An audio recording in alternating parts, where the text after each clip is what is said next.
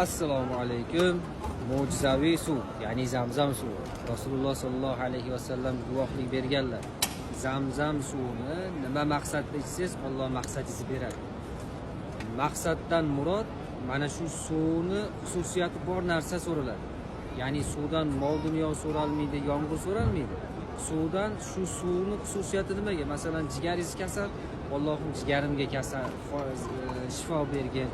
Yuragingiz kasal, shu suv orqali meni yuragimga shifo bergin. Ba'zi raklar bor, biz ko'zimiz bilan ko'ryapmiz tajribada. Kelib bosib Zamzam suvini ichadi, yaxshi bo'lib qoladi.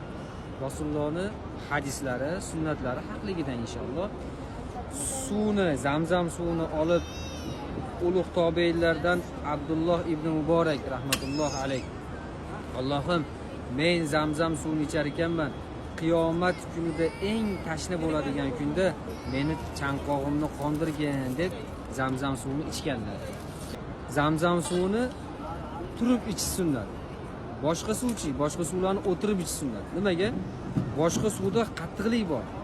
Agar suvni ichsangiz, ko'r ichak bo'lib qolishingiz mumkin. Payg'ambar alayhisalom ko'ryapsizmi, 1400 yil oldin ancha-muncha professordan ko'ra doktorligi kuchli bo'lgan. Zamzam suvi esa yog'li suv.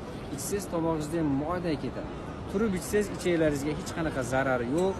Va ya'ni tavsiya qiladiganimiz, kelib ko'p ichsangiz inshaalloh sigaret dardiga chalingan bo'lsangiz yoki boshqa avvalgi kasalliklaringiz bo'lsa, ichingiz yuvadi inshaalloh. Assalomu alaykum va rahmatulloh.